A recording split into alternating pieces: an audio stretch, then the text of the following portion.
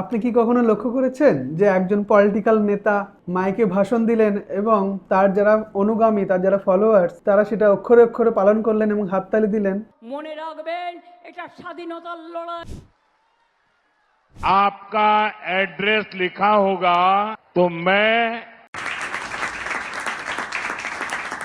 এবং তারা ভাবলেন না যে তিনি ঠিক বলছেন না ভুল বলছেন। শুধু পলিটিক্যাল নেতাই নয়, এই সেম ঘটনা ঘটে একজন ধর্মীয় গুরুর ক্ষেত্রেও, বা একজন অফিসের বসের ক্ষেত্রেও, বা একজন পরিবারের যিনি হেড আছেন তার ক্ষেত্রেও, বা কোনো বলিউড স্টার আমরা যাদেরকে পছন্দ করি তাদের ক্ষেত্রেও আমরা কিছুটা বায়াসড হয়ে যাই। It's gonna be all right. And in my words, Hindi फिल्मों की तरह लाइफ में भी अंत में আমরা যাদেরকে খুব মন থেকে পছন্দ করি, আমরা ভাবি যে উনি যেটা বলেছেন ঠিক বলেছেন, বা ওনার জীবনে ভুল তেমন থাকতে পারে না, বা ভুল সামান্য কারণে হয়তো হয়ে গেছে, কিন্তু আসলে ওটা বড় কিছু নয়। এই যে অন্ধভাবে বিশ্বাস করা বা অন্ধভক্তি একজন মানুষের ব্রেনের মধ্যে কেন হয়, বা একজন মানুষ মন থেকে কেন অন্ধভক্ত হয়ে যান, আজকে তারই একটা আলোচনা আমাদের এই এপিসোডে।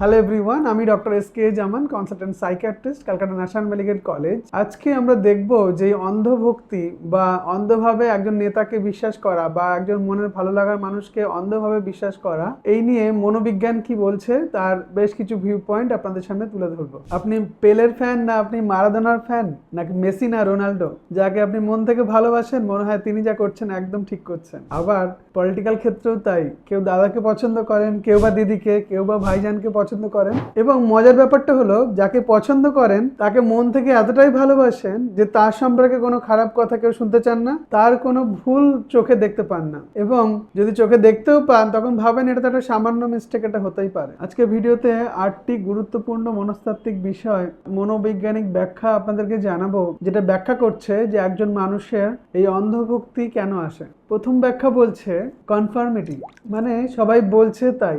অনেক সময় মানুষ সত্যি দেখেও বা নেতা ভুল বলছে জেনেও ভিড়ের মধ্যে মিলিয়ে যায় এবং ভাবে আমি একা যদি আলাদা হয়ে যাই, গ্রুপের মধ্যে যদি না থাকতে পারি, তাহলে সেটাও একটা লজ্জার। এবং নেতার প্রতি অগাধ ভালোবাসার জন্যও এই সেম জিনিস ফিল করেন না, উনি যেটা বলছেন ঠিকই বলছেন। আবার নেতা বলছেন, নেতার সমস্ত ফলোয়ার্সরাও একই কথা বলছেন, সেখানে দাঁড়িয়ে হয়তো নিজের মনকেই প্রশ্ন করেন, হয়তো আমি ভুল, ওরাই হয়তো ঠিক। এই দুটো কারণে মানুষ অন্ধভাবে বিশ্বাস করতে থাকে এই কনফার্মিটি থিওরি অনুযায়ী। এবং যখন সৃষ্টির সময় থেকেই মানুষ যখন গুহাতে বাস করত এবং শিকার করে খেত, তখন সবাই দলবদ্ধভাবে থাকতো, নাহলে অন্য পশু পাখি আক্রমণ করে মানুষকে ক্ষতি করতে পারতো। সেই জন্যে সবাই দল বেঁধে থাকতো, দল থেকে আলাদা হতে চাইতো না, এবং মনের মধ্যে অন্য প্রশ্ন উঠলেও দলের মধ্যে থাকার জন্যে বা দল থেকে যদি বিচ্ছিন্ন হয়ে যায় এই ভয়ে তারা দল যা বলতো, নেতা যা বলতো সেটাকেই মেনে নিত। দ্বিতীয় পয়েন্ট বলছে অথরিটি ওবিডিয়েন্স, মানে উপরতলার মানুষ বলেছে মানে সেটা গ্রহণ করতে হবে। এবং এই উপরতলা বা ক্ষমতাবান মানুষদের যে কথা, সেগুলো মানুষের ব্রেনে একটা আলাদা সিগন্যাল দেয়, এবং মাথা থেকে একটা সিগন্যাল আসে যে এই লোকটার কথা আমাকে শুনতে হবে, না শুনলে বিপদ আছে। আবার ইনডাইরেক্টলি সেই অথরিটি ফিগারের উপরে পুরো দায়িত্ব ছেড়ে দেওয়া, যে হ্যাঁ বস এটা বলেছে, সুতরাং উনি বলেছেন, উনি বুঝে নেবেন, আমি হ্যাঁতে হ্যাঁ মেলাই, আপাতত এই সময়টা কেটে যাবে। এরকম একটা মনস্তাত্ত্বিক ঘটনা মানুষের ব্রেনের মধ্যে ঘটে। এটা একটা মানসিক শিফট, যে নিজের বিবেকের বদলে কর্তৃত্বের নির্দেশকে পালন করা।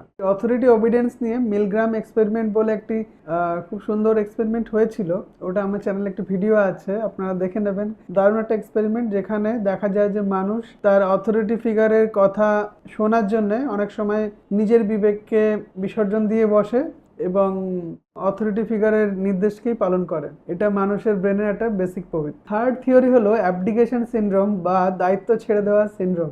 মানুষ তার জীবনের চাপ বা সিদ্ধান্ত নেওয়ার ভয় এগুলো সহ্য করতে পারে না এবং সবটাই লিডারের উপরে ছেড়ে দেয়, এবং ভাবে উনি যেটা বলেছেন ঠিকই বলেছেন, ওনার কথাই অন্ধভাবে মেনে নেব, আবার নিজের মাথা খাটাতে যাবো না, নিজের মাথা খাটাতে গেলে বিপদে পড়বো। সমস্ত দায়িত্ব লিডারের, যদি ভুল বলেন তার দায়িত্ব ওনার, যদি ঠিক বলেন তার দায়িত্ব ওনার। এরকম ভাবে নিজের চাপটা লিডারের উপরে ছেড়ে দেওয়ার একটা প্রবণতা মানুষের মধ্যে আসে এবং মানুষের মধ্যে এই অন্ধভক্তি দেখা যায়। এটা আমরা কমনলি দেখি যারা পলিটিক্সে ইনভলভ এবং লোয়ার টায়ারে পলিটিক্স করেন এবং উপরের মহল থেকে যখনই কোনো নির্দেশ আসে সেটাকে অক্ষরে অক্ষরে পালন করা এবং মানুষের মধ্যে সেই নীতি বা বাক্যগুলোকে পৌঁছে দেওয়াই তাদের কাজ, এবং সেক্ষেত্রে তারা নিজের বিবেক বুদ্ধি এগুলোকে একটু দূরে সরিয়ে রাখেন এবং তাদের নেতা যেটা বলছেন সেটাকেই তারা ফলো করেন। ফোর্থ থিওরি হলো কগনিটিভ ডিসোনেন্স, মানসিক অস্বস্তি। লিডারকে ভালো মনে করি কিন্তু তার খারাপ কাজ দেখলে মনে অস্বস্তি হয় এবং মনের এই অস্বস্তি কমাতে মন তখন সেই ভুলটাকেই জাস্টিফাই করে এবং ভাবে নিশ্চয়ই আমাদের নেতার বিরুদ্ধে ষড়যন্ত্র হয়েছে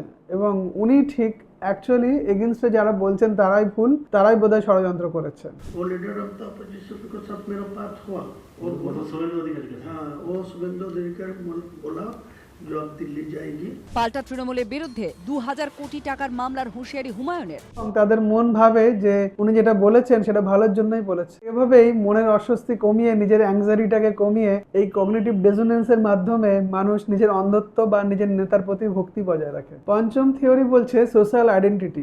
মানুষ একটা দলের মধ্যে থাকতে পছন্দ করে এবং একজন নেতার আন্ডারে থাকতে পছন্দ করে, দলবদ্ধভাবে অনেকটাই শক্তি পায় এবং অপোজিট মানুষের সাথে একটা আমরা বনাম ওরা এবং আমরা ঠিক ওরা ভুল, এটা মানুষের জীবনে যখন অনেক অনিশ্চয়তা থাকে তখন এই আমরা ঠিক ব্যাপারটা অনেকটাই মনে আরাম দেয় এবং দলবদ্ধভাবে থেকে একটা সোশ্যাল পরিচয় পায় মানুষ এবং ওই নেতার আন্ডারে থেকে নিজেকে আরো শক্তিশালী ভাবে, যার ফলে তাদের অন্ধভক্তি আরো বাড়ে কিন্তু তাদের সোশ্যাল আইডেন্টিটিটা তৈরি হয়। তখন অপোজিট দলের সমস্ত কাজকর্মকেই তারা খারাপ ভাবেন এবং নিজেদের সব কাজকর্মকেই ভালো ভাবেন এবং নেতার প্রতি অন্ধভক্তি আরো বেড়ে যায়। ষষ্ঠ থিওরি বলছে গ্রুপ থিঙ্কিং বা একটা দলগত মতামত। একটা দলের মধ্যে যখন মানুষ থাকে তখন লিডার যে কথাটা বলেন তার এগেনস্টে কিছু বললে অনেকেই তাকে বিশ্বাসঘাতক মনে করে। সবাই মিলে লিডারকে পারফেক্ট একজন মানুষ বানিয়ে নিজেদের একটা দলগত চিন্তা ভাবনাগুলোকে বজায় রাখার জন্য মানুষ বেশি বেশি করে আরো অন্ধভক্ত হয়ে পড়ে। সপ্তম থিওরি বলছে কগনিটিভ বায়াস বা মগজের তিনটে খুব কমন শর্টকাট আছে। প্রথম হলো কনফার্মেশন বায়াস। হ্যাঁ, প্রথম মানুষের ব্রেন আগে থেকেই যেগুলো বিশ্বাস করে এই তথ্যগুলোকেই বেশি বেশি করে দেখে। কেউ যদি ধরুন বামপন্থা বা ডানপন্থা কোনো একটা পন্থাকে বেশি ভালোবাসে এবং সেই পন্থাকে নিয়ে তার অনেক নলেজ আছে ব্রেনের মধ্যে, তাহলে দেখা যায় তিনি সেই পজিটিভ জিনিসগুলোই দেখতে পান তার নেতার মধ্যে এবং সেই মানুষটাকে নিজের নেতা মনে করেন এবং তার দ্বারা সমস্ত ভুলগুলো আর ভ্যালিডেট করতে পারেন না এবং নিজে কনফার্মেশন বায়াসে ভোগেন এবং অন্ধভক্তির শিকার হন। সেকেন্ড কনফার্মেশন বায়াস হলো হ্যালো এফেক্ট। একজন নেতার কারিজমাটিক লুক বা কারিজমাটিক প্রেজেন্টেশন, তার কথাবার্তা সব শুনে ভীষণ আত্মবিশ্বাসী লাগে এবং তাকে দেখে ভক্তরা আরো বেশি আত্মবিশ্বাসী হয়ে যান এবং ভাবেন যে তিনি যেটা বলছে সেটাই ঠিক এবং সেটাকে চোখ বন্ধ করে ভরসা করা যায়। এর থেকে তৈরি হয় অন্ধভক্তের জন্ম হয়।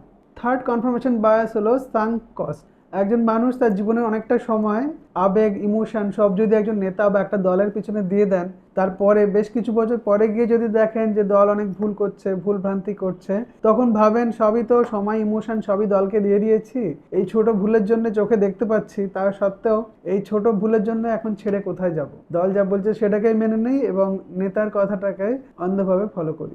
লাস্ট পয়েন্ট হলো অ্যাটাচমেন্ট বা ট্রান্সপারেন্স। একজন নেতার প্রতি একটা অ্যাটাচমেন্ট মানুষের হয়ে যায় এবং তার প্রতি একটা বিশ্বাস আসে এবং আজকের জীবনে মানুষের নিরাপত্তা কম, সাপোর্ট কম বা দিশা কম, তাই শক্তিশালী একজন নেতা সাইকোলজিক্যাল প্যারেন্ট হয়ে ওঠেন।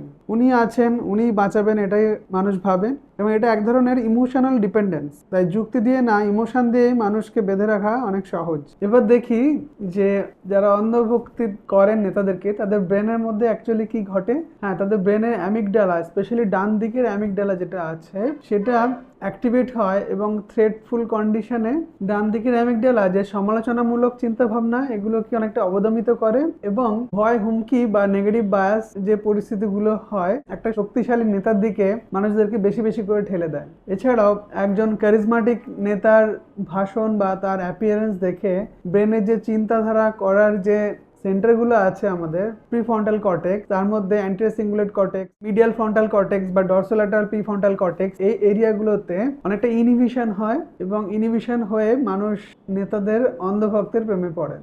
জড়িয়ে আছে ডোপামিন রিওয়ার্ড সার্কিট। হ্যাঁ, নেতাদের সঙ্গে থাকার জন্য মানুষ তো বিভিন্ন রকম রিওয়ার্ড পায়, সেটা যদি দূর থেকে ফলো করার জন্য যদি হয়, তাহলে নিজের বন্ধু বান্ধবের মধ্যে যখন আলোচনা করে তখন নেতার সম্পর্কে ভালো কথা বলে অনেকটা নিজেকে শক্তিশালী মনে করেন বা তর্কে জিতে যান সেই সময় কিছুটা রিওয়ার্ড পান, বা যারা ডিরেক্টলি নেতার সঙ্গে যুক্ত বা নেতা দ্বারা ডিরেক্টলি যারা উপকৃত হয় তারা তো ডিরেক্টলি ডোপামিন বা রিওয়ার্ড পেয়েই থাকেন।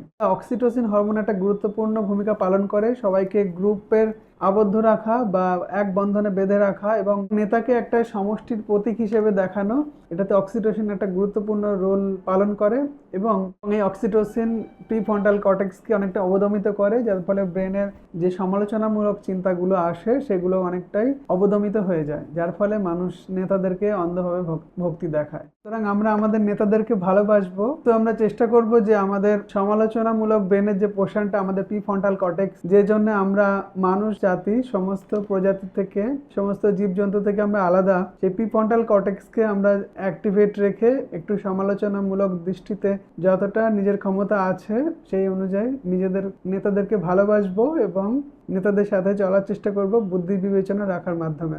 আশা করি এই ভিডিওর মাধ্যমে বেশ কিছু গুরুত্বপূর্ণ ইনফরমেশন দিয়ে আপনাদেরকে হেল্প করতে পেরেছি। আপনারা ভেবে দেখবেন এরপর যে আপনি কোন দিকে অন্ধভক্ত হয়ে পড়ছেন কিনা, তার বিবেচনা আপনার উপরে ছেড়ে দিলাম। সবাই ভালো থাকুন। আমার ভিডিওটা আপনারা বেশি বেশি করে শেয়ার করুন যাতে মনস্তাত্ত্বিক বিভিন্ন বিষয় এবং মানসিক রোগ সম্পর্কে মানুষ বেশি বেশি করে জানতে পারে, শিখতে পারে। আমার ভিডিওটি ভালো লাগলে লাইক করুন, আমার চ্যানেল মনে কথাকে সাবস্ক্রাইব করুন। Thank you so much.